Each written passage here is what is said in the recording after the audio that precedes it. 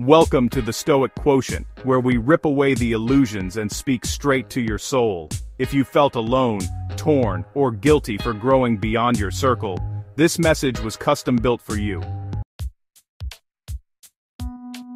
Let them go. Why your dreams can't survive in a room full of doubt. Your future is suffocating, not because you're weak, but because you're surrounded by people who can't breathe at the altitude you're headed. This isn't just a video, this is an emotional reckoning, a spiritual confrontation with the truth. If you don't shed the weight of obsolete people, you'll never fly. Idristen durch century do. Where we trade distractions for discipline, comfort for courage, and empty talk for truth. This isn't where you come to feel better, this is where you come to remember who you are. The moment your growth becomes a mirror, the moment your light reveals where they've stayed dim, everything changes. Suddenly the room feels colder, the conversations are shorter, the support is quieter, and you wonder what you did wrong.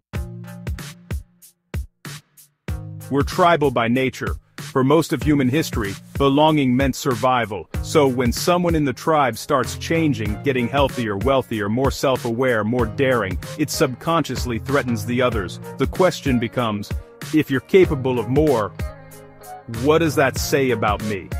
That's when the passive resistance starts. Backhanded compliments, subtle discouragement. Who do you think you are? Energy, or even ghosting. People don't always realize they're doing it. It's not always conscious malice.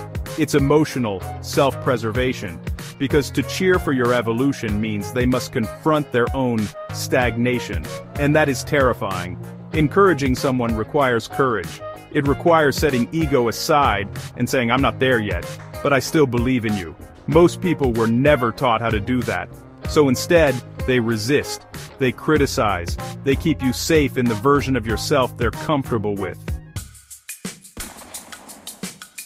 But here's the key.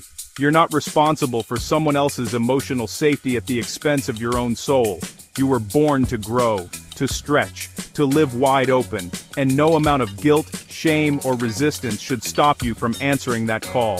So, they'll say, don't forget where you came from, but what they really mean is, don't outgrow me. They'll say, you've changed, but what they mean is, you've become someone I no longer control. And if you're not awake, if you're not brutally honest with yourself, you'll confuse that manipulation for love.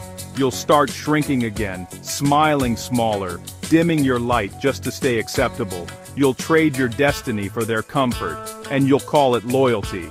But let's be clear, you don't owe your old life an apology for building a better one. The Stoics taught us that the greatest prison isn't made of stone or steel. It's built from the fear of other people's opinions.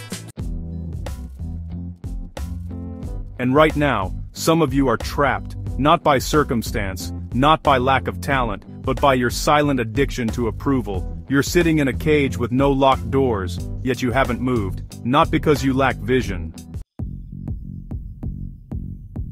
And that awakening is going to cost you something, because real growth is not clean, it's messy, it's lonely, and sometimes it's wrapped in grief, grieving the people who once felt like home, but now sound like noise. Some people were your stepping stone, not your soulmate.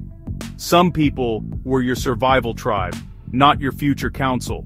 And if you try to drag them with you, they will become your anchor. You can't fly while chained to dead weight.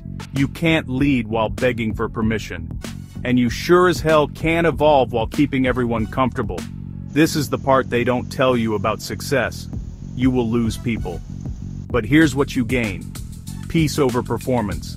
Purpose over popularity. Clarity over chaos.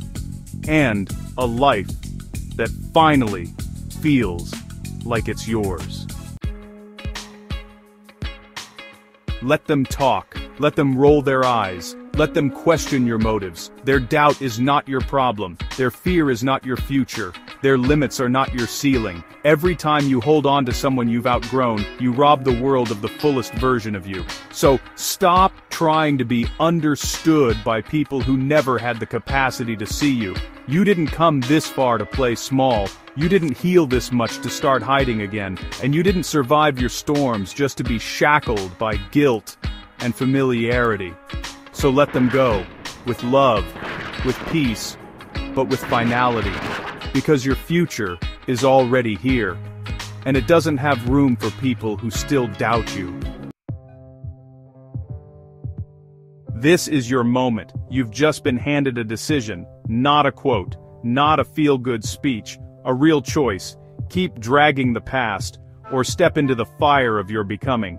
This is the Stoic Quotient, where we don't chase comfort, we become unshakable. Subscribe if this message lit something in you. Share it if someone you love is stuck in a season they've outgrown. And revisit this the next time you're tempted to shrink, because the dream isn't waiting, but it is watching, to see if you're ready to let go. Subscribe, share, and hit the notification for the next episode. Thanks for being here with the Stoic Quotient, where ancient strength and modern life